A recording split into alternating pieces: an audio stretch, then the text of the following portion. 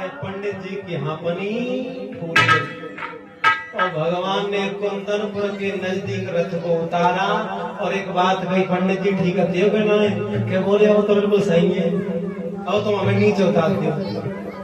और प्यारे भक्तजनों, भगवान एक बात कहते हैं, पंडित जी हम रथ को ले जा करके एक कुंदनपुर में अलूपा माँ का मंदिर है, वहां पे जाकर के लगा देंगे और तुम रुक्मणी से जाकर के एक बात कह देना कि अगर तुम्हें चलना है तो हम घर नहीं जाएंगे, अलूपा मैया की पूजा करने पाए और यहीं से हम ले जाएंगे। प्यारे भक्तजनों, हुआ ऐसा कि पंडित जी वहां से चले और इधर मैया रुक्मणी एक बात सोचने लगी, बूढ़ो पंडित है, पहुंचा होगा कि नहीं पहुंचा होगा, कहीं रास्ते में होगा। और तब तक पंडित जी ने आकर के फांस दिया। रुक्मणी कहने लगी, पंडित जी एक बात हमें बताओ, हमारा संदेशा पहुंच गया?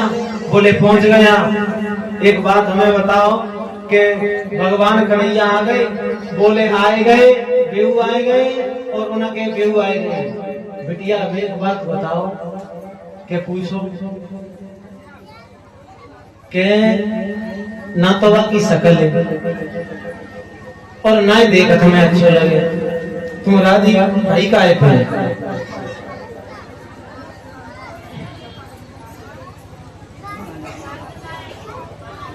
तो उसी समय रुक्मणी मैया कहने लगी, पंडित जी मेरे श्याम काले जरूर हैं लेकिन छवि वाले हैं। बोले गोविंद भगवान की। प्यारे सज्जनों, इधर रुक्मणी मैया अपनी मैया शुद्धमती के पास में आई है और कहने लगी, मैया एक बात हमें बता। मैया कहने लगी, पूछ बेटा कि हमारी शादी कब हो जाएगी? कि तुम्हारी शादी परसों। और मैया हम विदा कब हो जाएंगे? कि दरसों। कि मैया एक बात सुन, कि तू आज ही समझ ले कि हम आज ही विदा है रहे। और मैया हमारा रोवे को मन कर रहा हूं।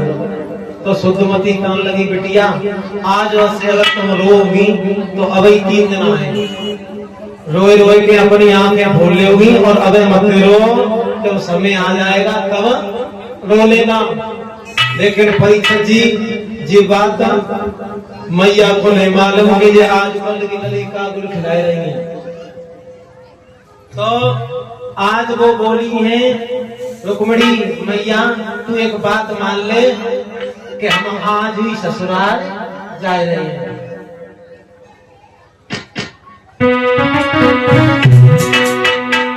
बोली मैया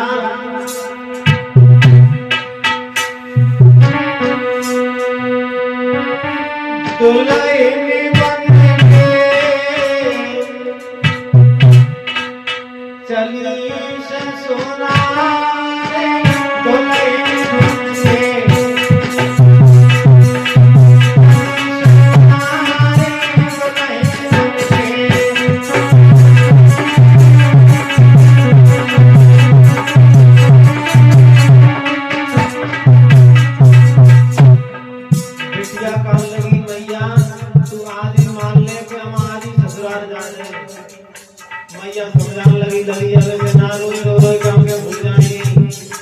लेकिन नहीं मानी। बोली रुक्मणी, अरे छोटे भैया मेरे घर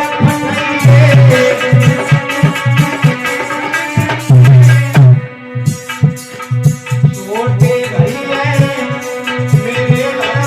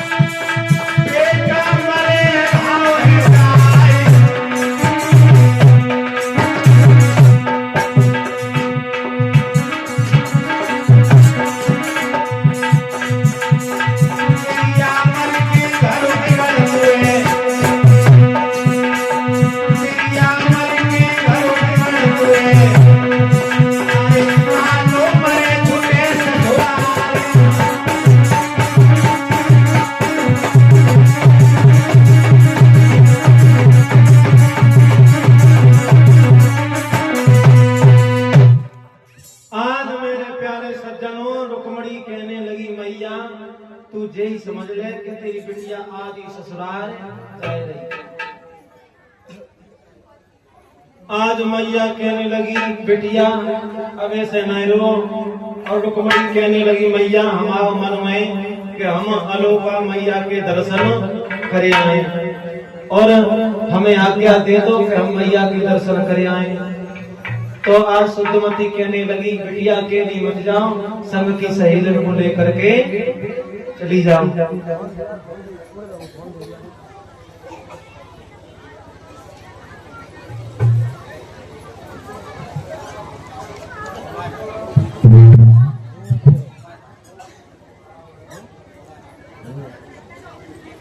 प्यारे सज्जनों, आज हुआ ऐसा कि रुक्मणी मैया सहेलियों को लेकर के जाने लगी हैं, और रास्ते में रुक्म आ गया, और रुक्म एक बात बोला है, रुक्मणी कहाँ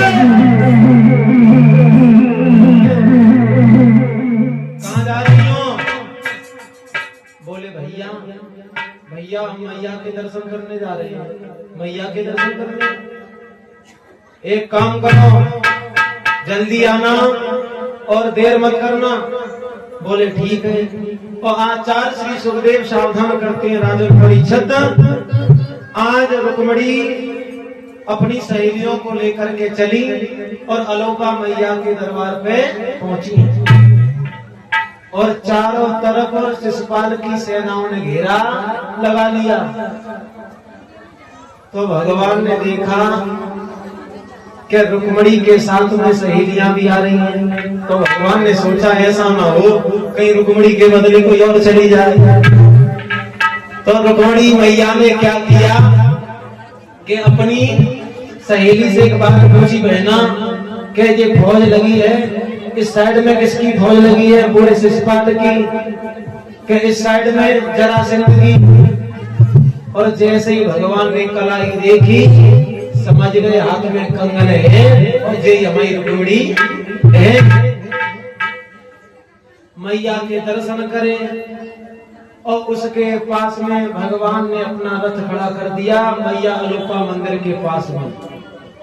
तो इधर सखियों के साथ में भगवान के पास में आई है रुक्मणी, और भगवान कहते हैं रुक्मणी तुम ही हो? बोले हाँ।